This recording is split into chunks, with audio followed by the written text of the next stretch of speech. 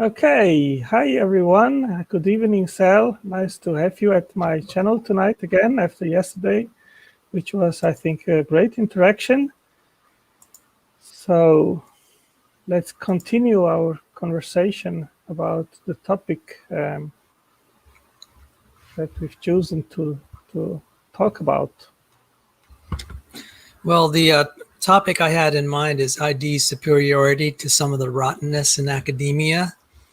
I noticed the thumbnail showed that there's that big trial at Kitzmiller versus Dover, and the judge ruled intelligent design is not science. I've said that it doesn't matter what we call it. That's not the issue. The issue is whether it's true. I'm actually one of the people who's an ID proponent who says, don't argue about whether it's science or not. Argue about whether it's true or not. And so by default, I'll say, no, I'm just going to assume for the sake of argument, it's not science. Now, if they start let's quickly figure that out. Is it, in your view, science or not? In my view, no. But I don't think evolutionary biology is science either. So the way that I define science is with repeatable experiments, and evolutionary biology will fail. Same with the abiogenesis theory. So if we're going to play fairly and say whatever they level against ID, I could just turn it right back and say, well, you've also disproved evolutionary biology as being science, and abiogenesis theory being science, and probably a lot of other things. So I really don't like to focus on that, because the real question is evolutionary biology true? Is abiogenesis theory true? If it's false, that opens the door to ID. Those are arguments that can be made, and particularly for abiogenesis, I think Change Tan and Rob Stadler's book just made a devastating critique and showed that it's speculation posing as science. I think they did that very successfully. I would rather be arguing that than questions about whether... I have still some questions in regards in regards of that, and that is, of course, we are dealing with history, and whatever has to do with what happened in the past is something that cannot be repeated in the laboratory.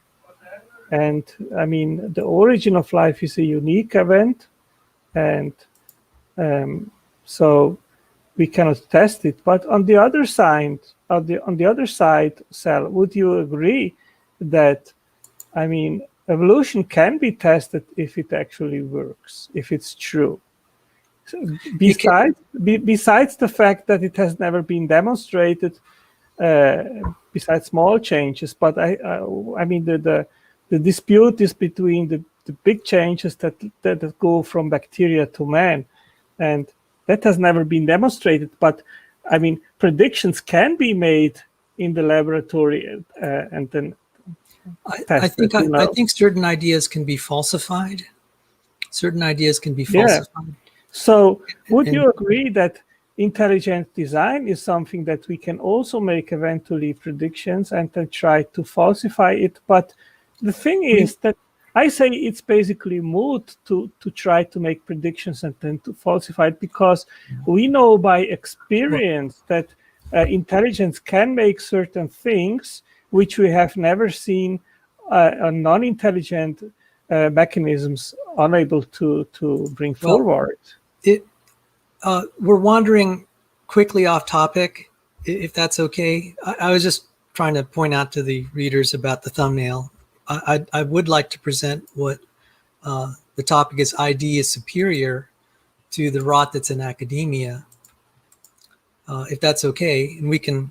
No, that's the main topic, but we can maybe come back to that question afterwards. So you can make your presentation, of course. That's what we agreed on to talk about. So I have a screen share here.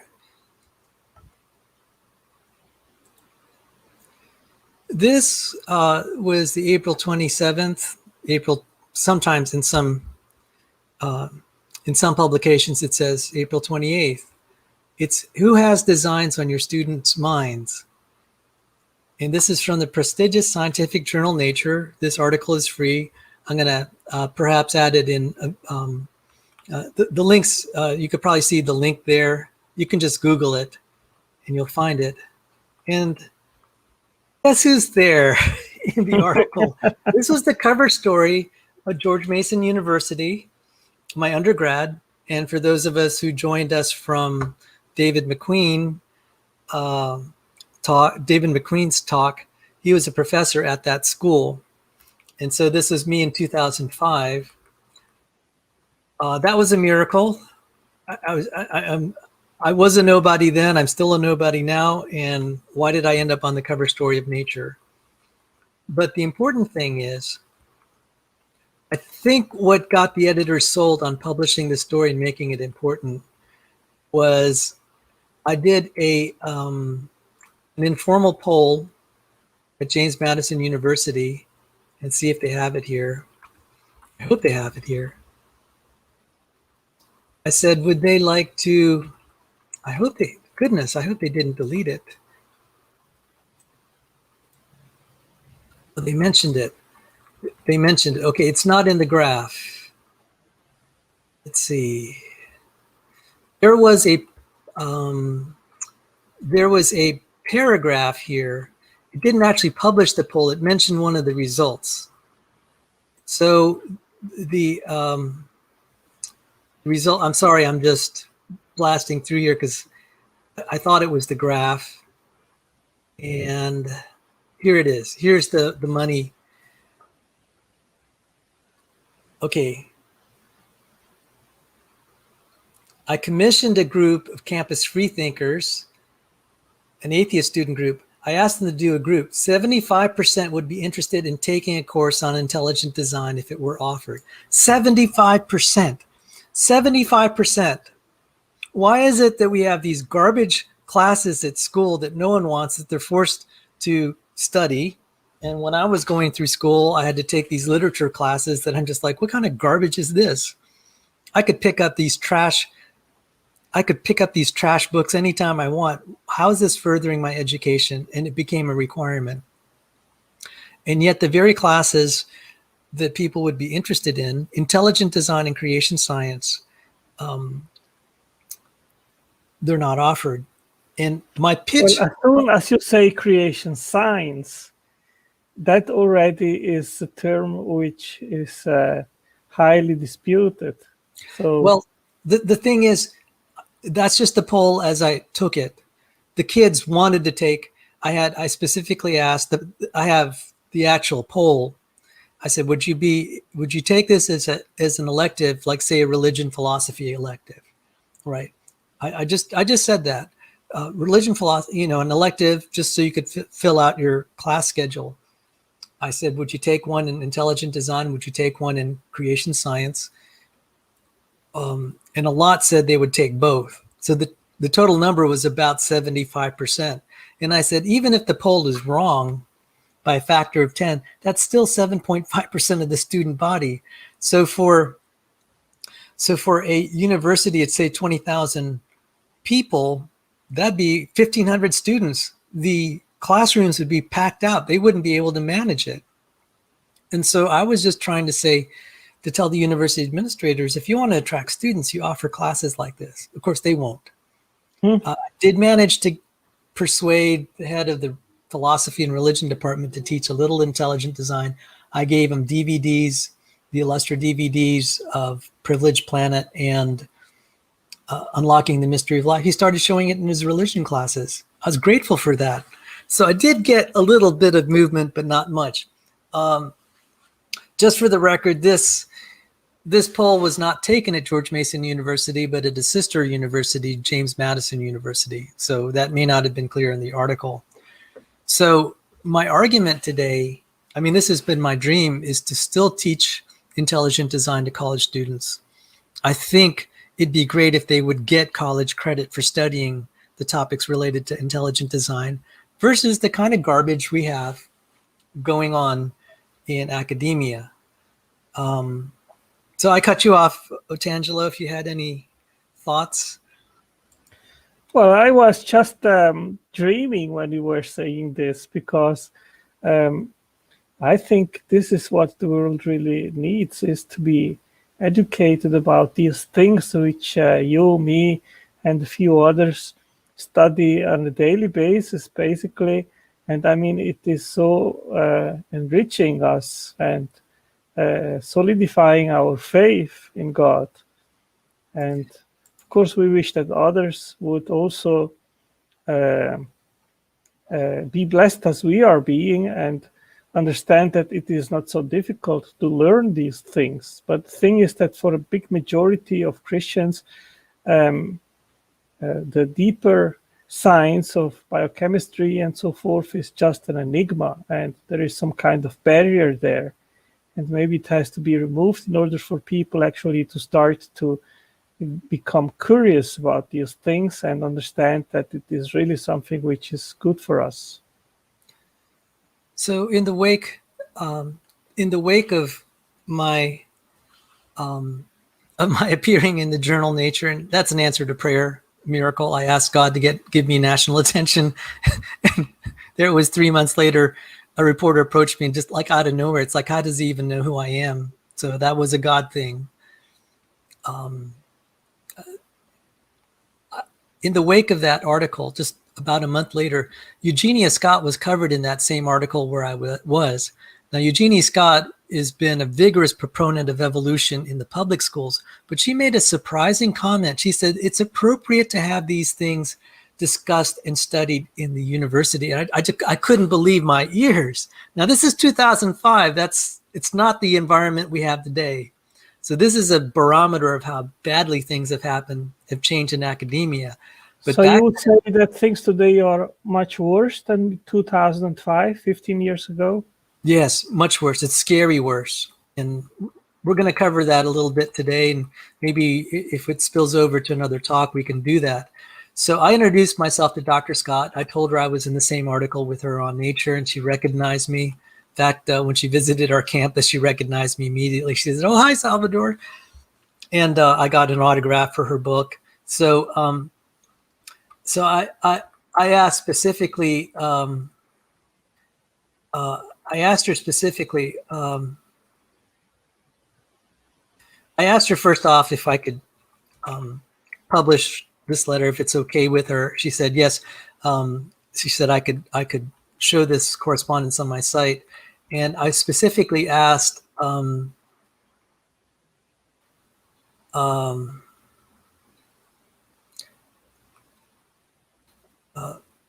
whether, oh yeah, here it is. I'm sorry, it's in the fine print. I'm going to highlight it. It said, do you oppose, I asked her, do you oppose offering intelligent design and or creationism in the philosophy and religion departments of secular universities? I specifically said philosophy or religion. I'm not trying to classify ideas, science or not. I just said that's just kind of a nice, safe department. You could throw all sorts of ideas there. It should be above reproach. That's the only reason. I got some flack from that by saying, well, why do you want to teach it there? I'm just like, guys, just chill, because intelligent design has some philosophical roots. You can even see that all the way back to Cicero. And I just simply said, is it okay to teach this at university? She said, or I asked, do you oppose it? She said, no. She actually said, here, they are quite appropriate for such courses. And she said, certainly the creation evolution controversy is a public controversy that bears studying as a public controversy. Whether idea is a valid scientific or philosophical or theological approach can also be determined at the university level, and certainly is more appropriately determined there than by the local school boards. So I was actually shocked. Here she's fighting it in the public schools, but she's advocating it in the universities. So that's just more of a historical note. I was very encouraged by that, but then I've seen how the universities have melted down since. But so my dream, though, is that ID should be taught and it's superior. So let me show you some of the things that I have found. Where is academia? How has it gone down the toilet? So let me see if I could find some. Okay. This is from Jordan Peterson. This is an article, and I'm going to provide links. If you can update your video description, I'll provide URLs to all of this. Jordan Peterson, some of you may know that name. He gave some examples of pathological idiocy in universities. Pathological idiocy in universities. And Peterson, after seeing a paper, supposedly an academic paper, he said, it's an embarrassment to be associated with the academy when pathological idiocy of this sort is published and cited in the same manner as genuine intellectual scientific endeavor. What the hell is wrong with us? And then there's a link to the paper. It's so vulgar, I didn't even quote from it. I couldn't, and at least try to stay family friendly. So let me give you an example. This was written by someone who got her PhD at my graduate alma mater, Johns Hopkins. She got a PhD from Johns Hopkins, and this is what she wrote. She got an award for it. Okay, so this is an example of pathological idiocy in universities. This is from the International Feminist Journal of Politics, winner of the Enloe Award 2014, Drone Disorientations. How unmanned weapons queer the experience of killing in war. Killing with drones produces queer moments of disorientation, drawing on queer phenomenology. I show how militarized masculinities function as spatiotemporal landmarks that give killing in war its orientation and make it morally intelligible. These bearings no longer make sense for drone warfare, which radically deviates from two of its main axes, the home combat and distance intimacy binaries. Through a narrative methodology, I show how descriptions of drone warfare are rife with symptoms of an unresolved disorientation, often expressed as gender anxiety over the failure of the distance intimacy and home combat axes to orient killing with drones.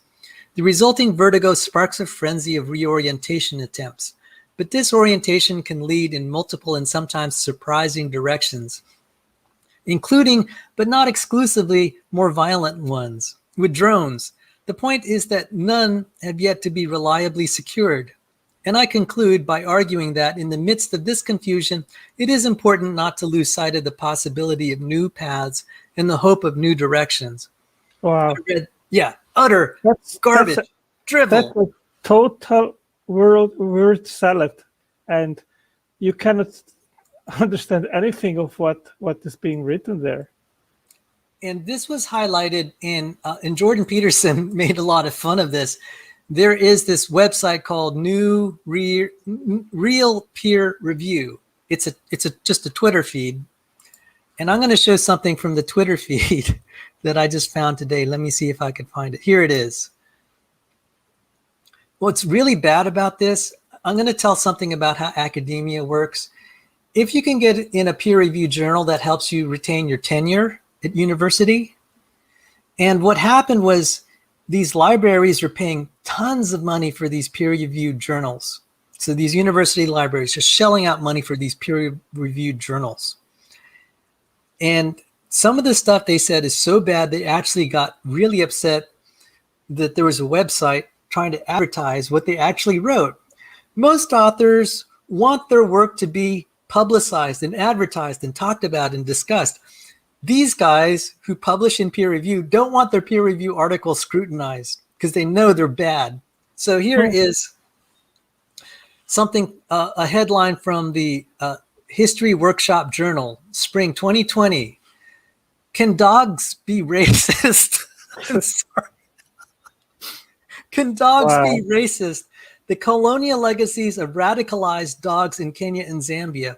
My point is, if garbage like this and rot like this exist in academia, how come intelligent design can't be taught? The answer is because academia has become really corrupt. There is rottenness. There's garbage there. I have 5 science degrees. I'm grateful for academic learning. And that's why I'm especially upset with seeing the garbage that's happened in academia. I had appreciated higher learning, but I'm seeing that institution just become corrupt, and it's becoming a total dumpster. So, and you know, the reason I say this, if you look at what intelligent design advocates are saying, like say you read Michael Behe's work, and you compare it to garbage like this, we look downright sane by comparison. I mean, this is insanity. And so you're talking, has it gotten worse? It's like, yeah, at the very least, it doesn't look good. So let me show another example. And this is, one of them here is a radical atheist, Peter Boghossian here. This is, the situation in academia is so bad that these three professors said, you know, we're going to call out this garbage and rottenness. So even an atheist professor, a diehard Richard Dawkins fan, and etc. He's an anti-theist. If an anti-theist is thinking stuff in academia is so bad, it's really bad. It's really bad. And so what they did is they pulled this Sokal hoax. And I'm just going to read it from here. It's from The Atlantic. What an audacious hoax reveals about academia. 3 scholars wrote 20 fake papers using fashionable jargon to argue for ridiculous conclusions. And this was in 2018. By the way, Peter Boghossian could lose his university post for doing this, but that was courageous nonetheless. So it says here, over the past 12 months, 3 scholars, James Lindsay, Helen Pluckrose, and Peter Boghossian, wrote 20 fake papers using fashionable jargon to argue for ridiculous conclusions, and tried to get them placed in high-profile journals in fields including gender studies, queer studies, and fat studies. Their success rate was remarkable. By the time they took their experiment public on late Tuesday, 7 of their articles had been accepted for publication by ostensibly serious peer-reviewed journals. 7 more were still going through various stages of the review process. Only 6 had been rejected. And this trait, okay, I'll read this just for completeness. We've seen this before. In the late 1990s, Alan Sokal, a professor of physics at New York University, began a soon-to-be infamous article by setting out some of his core beliefs.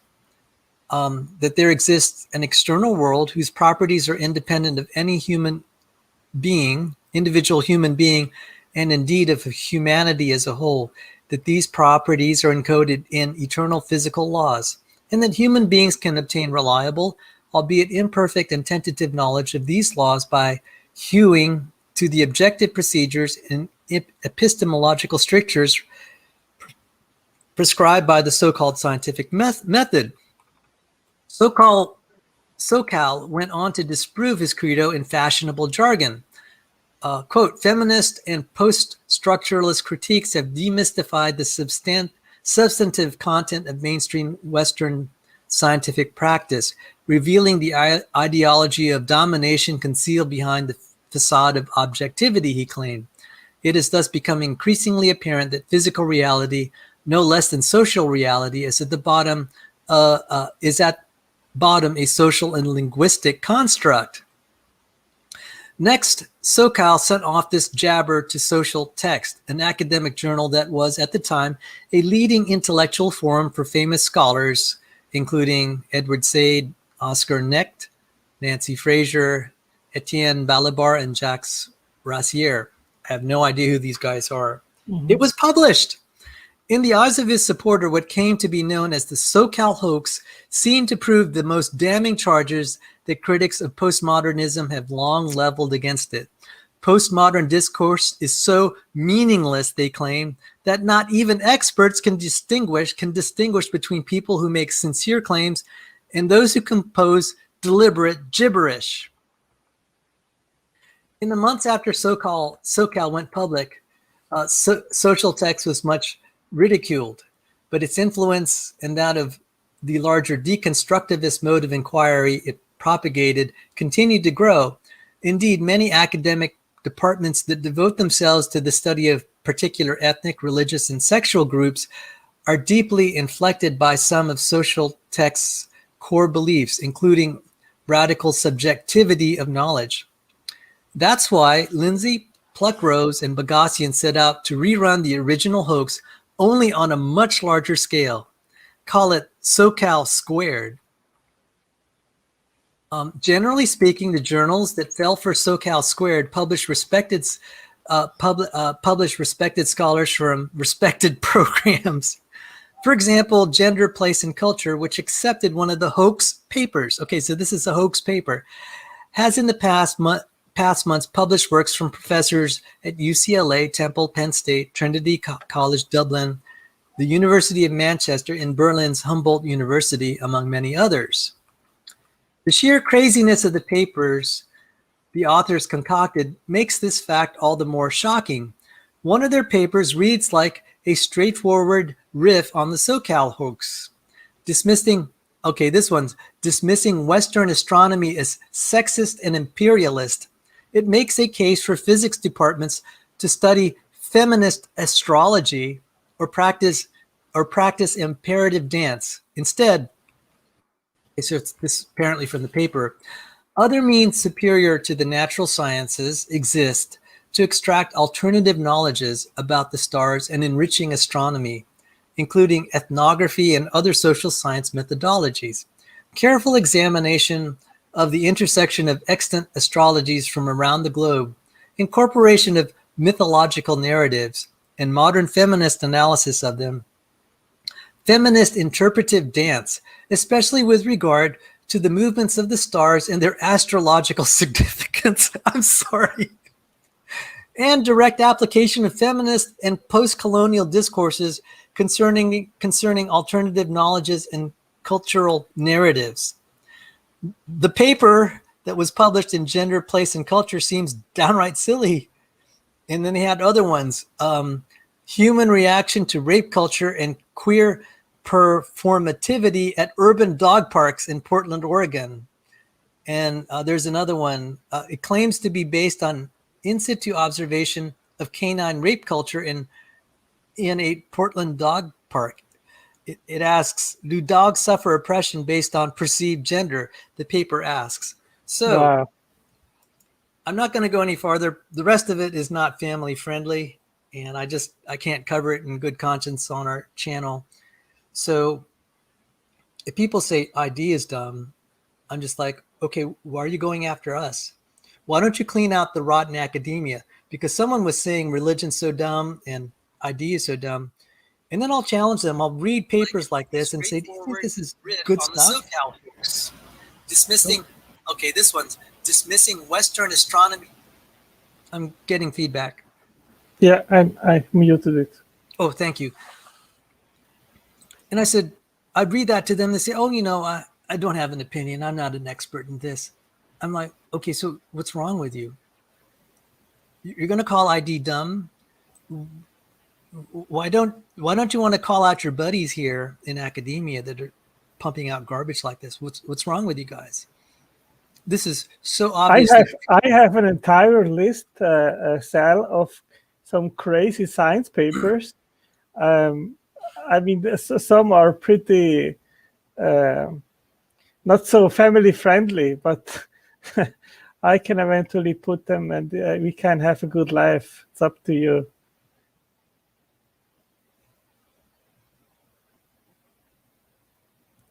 I cannot hear you.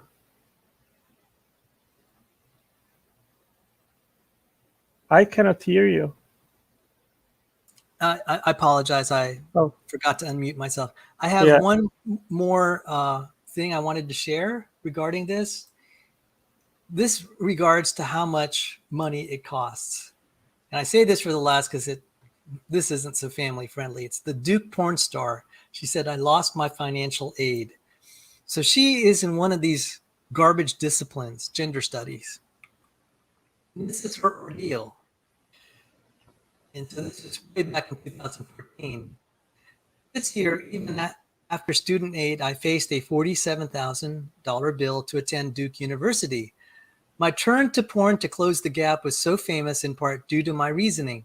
Faced with either a degree from a less prestigious school or decades of crushing debt, A few hours of work on a porn set revealed itself to be the best way to avoid getting screwed.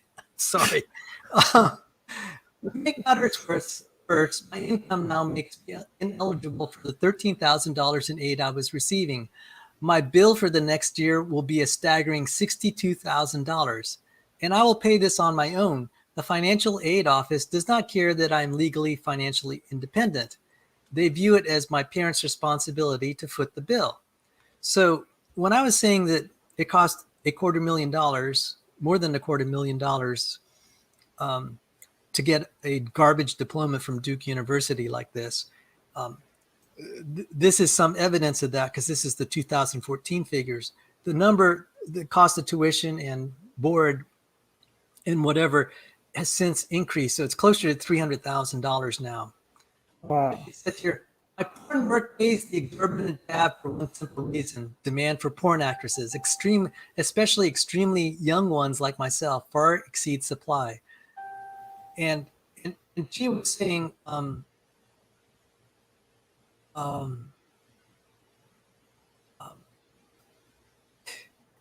wanted to say this. She's in a gender studies program that promotes this sort of kind of behavior, that it's a-okay, it's a blessing. She's actually putting into practice what she's learning in school. So she's just selling her body, and that's fine with her. And she's basically a prostitute, a porn star, and that's how she's financing it. And the university is okay with that. And let me put a small list here, which I think is quite funny. So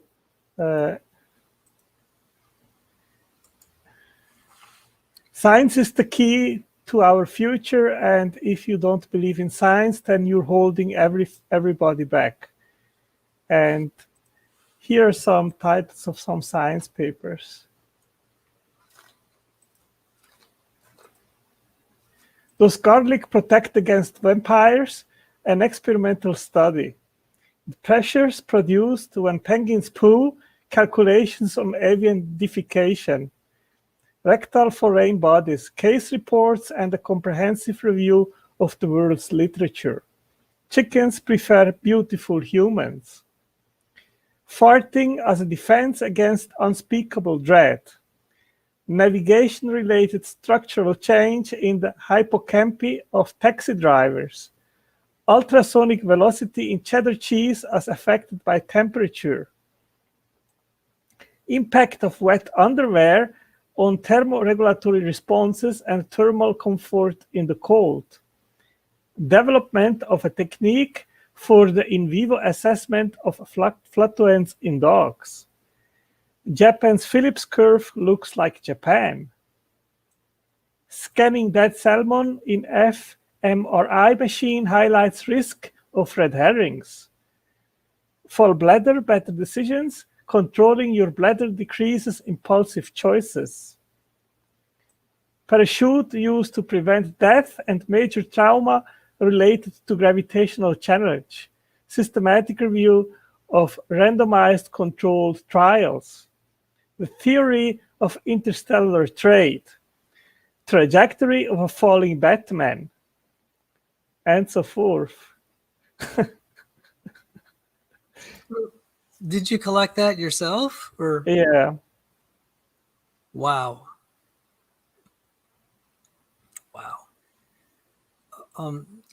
So I actually I wanted to say in that article, it said colleges have zero incentive to lower tuition or make college more affordable. Either way, demand is high and the money will keep flowing. So why bother with thrift? They have no incentive to be competitive. I mean, you see so much crazy things in science papers. Yes, and you see this is tied to how they get brownie points for some of these professors to get tenure. This is really important. There's a saying, publish or perish. So sometimes they'll just generate stuff. And I don't know that, I don't quite know how all this works, but trying to get through peer review, it's really, really hard. The only way that I've been able to get published is to hitch a ride with someone who actually is an academic, who's a tenured professor, then I have a chance. I won't have a chance by myself. But if I'm a co-author with a tenured professor, I have a chance. So this whole thing with journals, a lot of them want an academic affiliation, and to maintain your academic affiliation, you have to keep publishing. Doesn't matter. So we see that go kind of really crazy with the stuff in the humanities. They're just publishing junk so they can say, "Oh, I published," and then they don't really want anyone to read what they actually say. Because it's do you remember that science paper, Sal, where they mixed some terms of Star Wars? No, I didn't know that. Yeah, you hear the author is George Lucas.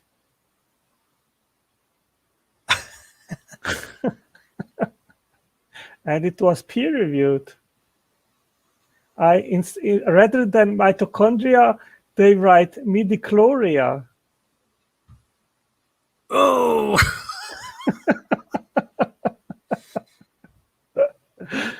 Yeah. So,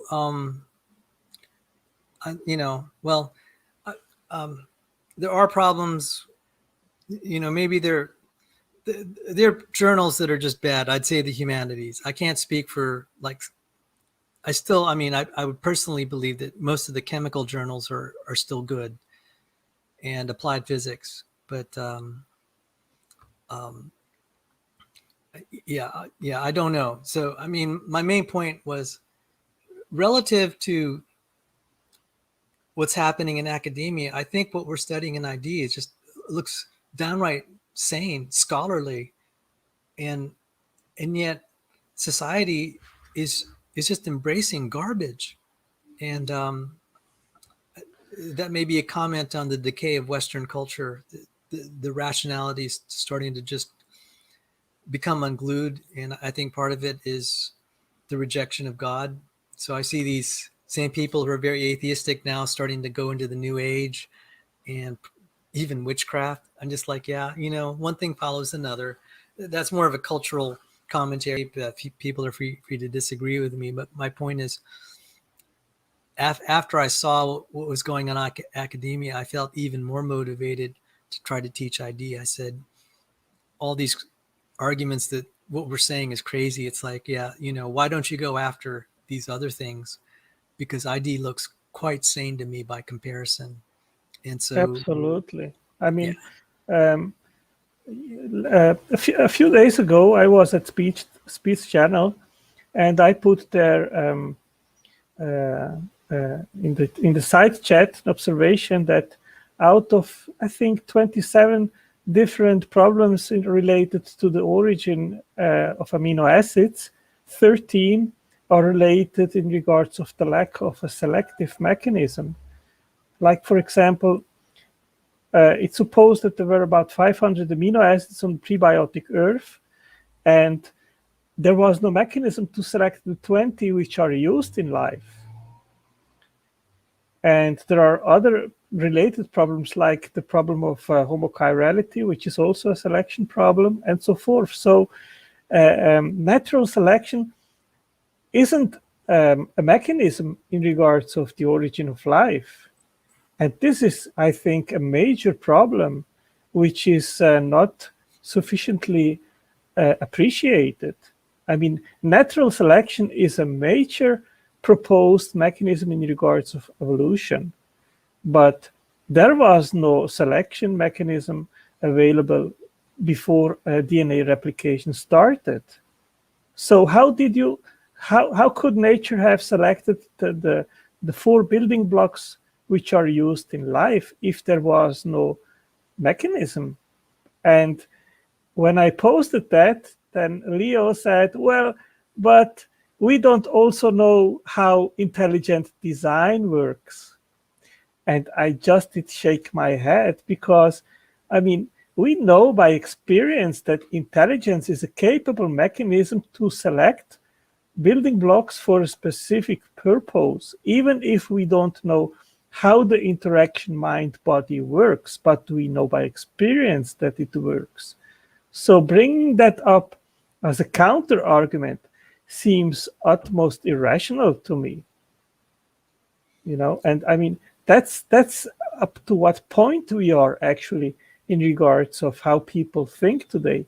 How are they unable to recognize a very obvious fact that intelligence has capabilities which random chance simply does not have, and which is required to bring forward the complexities in life?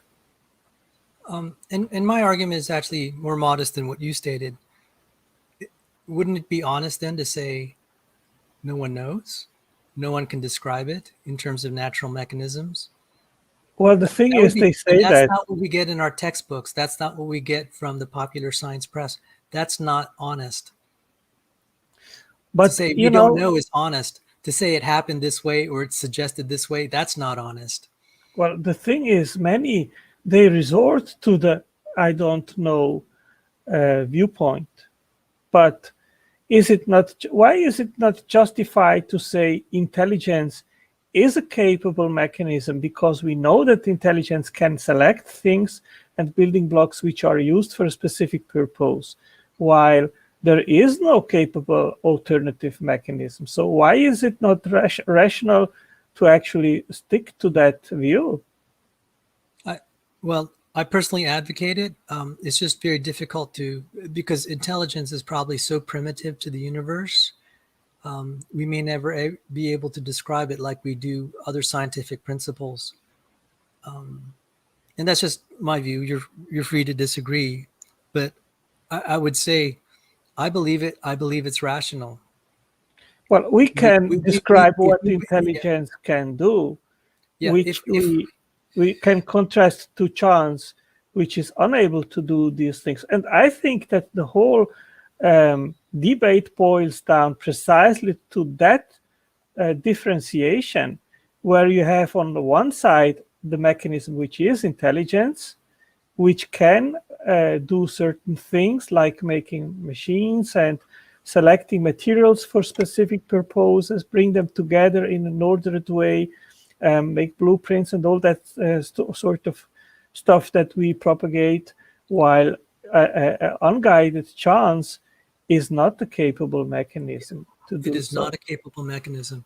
So I guess what I would say is we have what would be a very strong argument saying that natural mechanisms wouldn't make that. I would absolutely say that life could not be originated by or accepted natural mechanisms.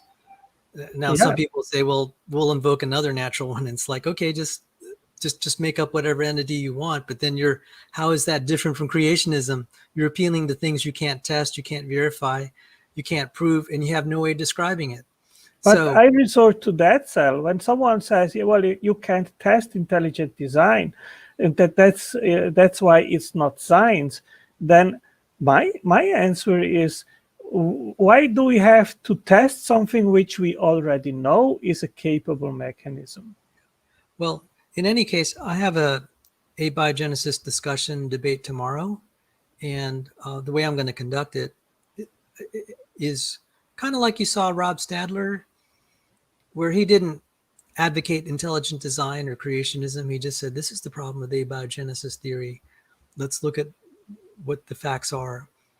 And that's why I say, Sal, that I use basically two ways to substantiate my viewpoint. One is eliminative inductions, where we can say what science has evidenced in abiogenesis research is that natural mechanisms are incapable even to produce the basic building blocks of life.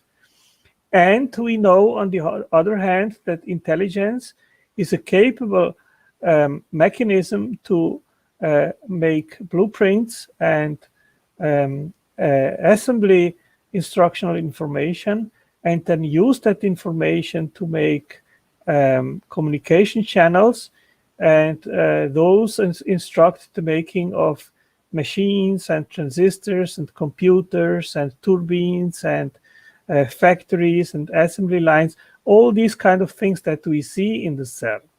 So we have basically a positive argument, and we have an argument of the absence of the evidence through natural mechanisms.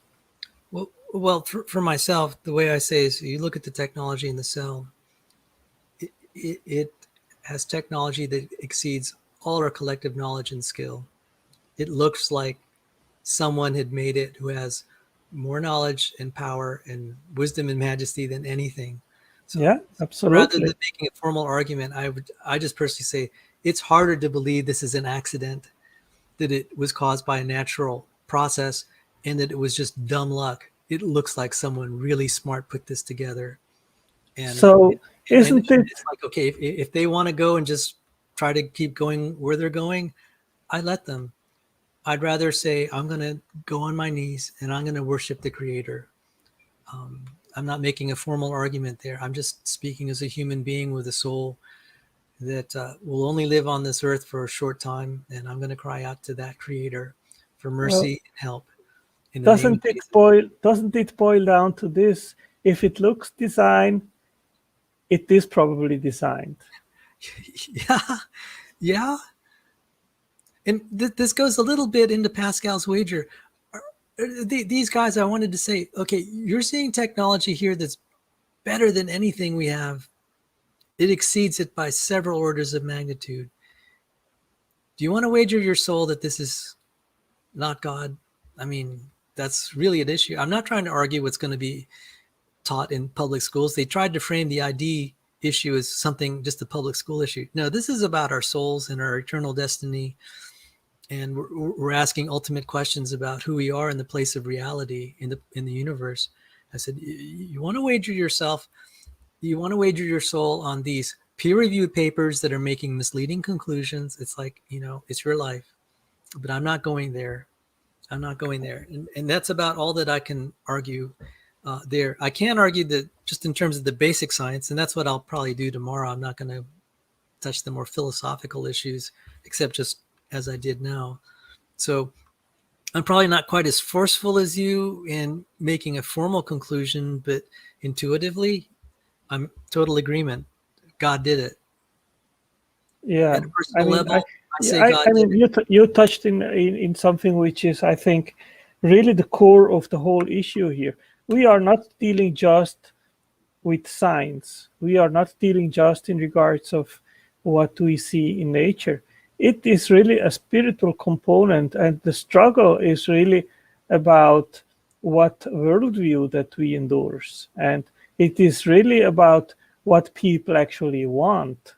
And when people want to live autonomously and do not want to have anything to do with the higher being, with the Creator, then they will do anything that it takes to deny the evidence. Anything. And that's what we are seeing. They are going to a wide extent to rationalize what is not rational. And you see, I was naive enough to think that people generally act rationally. And then I just shared examples where they totally don't. Yeah, absolutely. That's the decay of rational thought right there.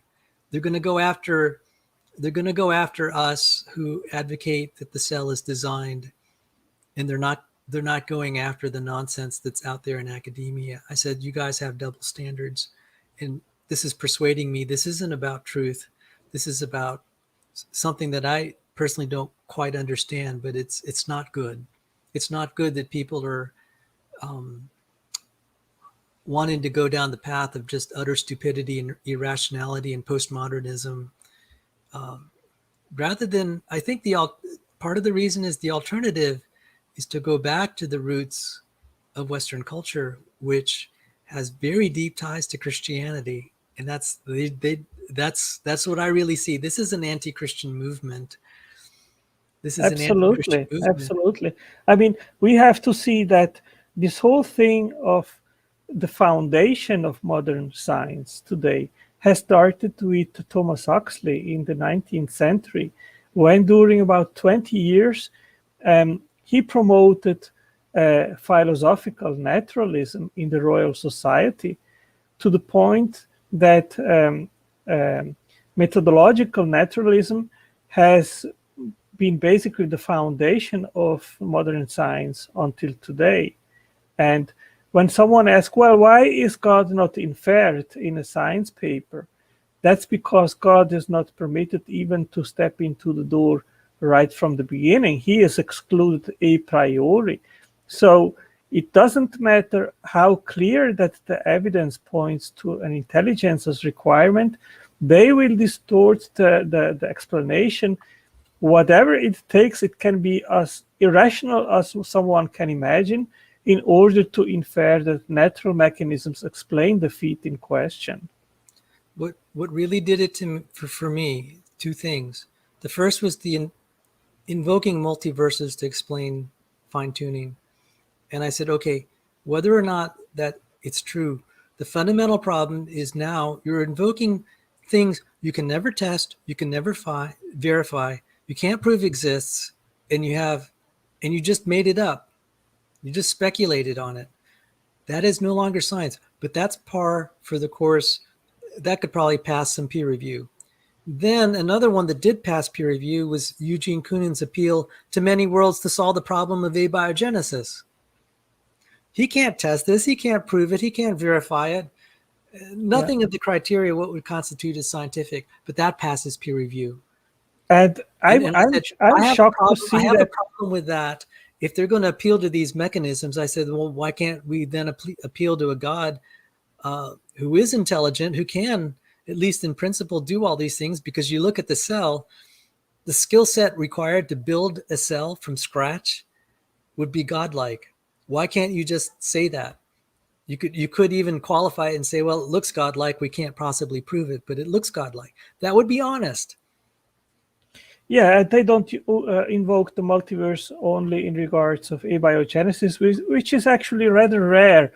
I don't know many more besides Koonen which do that, but in special in regards of the fine-tuning of the universe, where they say there are a multiverse, and then one was the right one and produced our universe. But I saw recently an interview with Paul Davies, and they are pretty much promoting the multiverse now, and it is becoming mainstream and accepted in a more general sense, and that demonstrates how irrational that they are becoming. Now, yesterday night after the debate of Donald Kronos at MDD's channel, there was an after show, and I joined to have a conversation with him, and he said, well, you can demonstrate God exists. Let him show up, let him come here and interact with us. And I didn't respond to him because he was basically, only he was talking. He didn't let anyone else talk. And soon after I left the conversation. But I mean, this is basically scratching the bottom of illiteracy in regards of epistemology, because we cannot prove either that there is a God, nor that the material world is all there is. So all we can use and apply is abductive reasoning to the best explanation. Now we're coming up on an hour. Do you have any ideas for tomorrow? I don't. So I'm happy to try to tune in for tomorrow, but it'll be basically material that you'd provide. And so as far as this, if we continue the show, I could probably drop in once a week to do material like I did today, but then we would need other people to fill in for material they would present. I mean, it's fine if people just want to share their opinions, but when I come to the table, I do try to have, like I did today, I try to have references and tangible examples of, articles that are out there. So probably I might not be able to contribute anything like today until next week, but I am. No problem. I wasn't used to have a daily live episode at my channel, and I mean, we have just you right now participating, but I don't know if I will continue to do this on a daily basis, if we will have other guests that will be willing to join. But material to have conversations about this is not lacking. There is so much that we can discuss about intelligent design, so I can provide that without any problem. And eventually I can even put the PowerPoint which I prepared for yesterday, which in the end I didn't show, and we can have a look at that as a starting point, and then just have a free chat. And so do you want to meet tomorrow? I'll try to come. Sure. Yeah. Okay. Yeah. I'll let you know. And I want to thank Otangelo publicly. I told him that because of a variety of situations, particularly my mother's health, I might have to stand him up at the last minute, and he said he was okay with that. Yeah, that's no problem. And I wanted to say, because otherwise, I don't host live streams on my channel as a rule right now, except for tomorrow, because I promised someone about 7 weeks ago I'd do this, and I wanted to be good to my word. But I'm trying to minimize the live shows. I'm trying to do more recorded shows. So we can just try tomorrow. I do have some peer-reviewed stuff. It is technical. I saw a paper of what's wrong, what's the problem with evolutionary theory. It was actually a pretty good paper. I was just laughing. It made it so I may look up that, and then we have some ones with just more technical stuff that are related to my job. But we can try tomorrow. So I wanted to thank you for letting me just kind of spill my heart today and talk about why I think intelligent design is superior to the garbage in academia. Absolutely. And I think by the way, Top Dog, did you you were just really spamming the chat right now. I mean, this isn't my channel, but I think what you're saying is just utter garbage. It's sickening for me to look at you just kind of just monologue like this. Just thought I'd tell you. But did you see the beginning of this when I was talking about the garbage in academia? Do you have any commentary on whether you think some of the articles that I read, whether that's garbage ideas? I mean, I'd appreciate if you would share your opinion, but if you didn't bother to even watch the first part if he wants to come in, and if you want to come in and substantiate why you think that it is necessary that God has to show up in order for us to believe in God, hey, be my guest, come in and defend your views. So I'm going to sign off, and so if Top Dog wants to come in, he can take my spot. So thank you again, Otangelo. Yeah. Okay. Thank you very much, Sal. I will prepare a topic, and then we can have a follow conversation tomorrow. As I said, I'll try to do something on a daily basis and see how it goes. If my channel maybe will grow with participants, and that we can have some good conversations here. Yes. Well, you take care, Otangelo, and thank you again for this evening. Yes, thank you, Sal. See you tomorrow. Have a good night. Bye-bye. See you next time. Bye. Bye.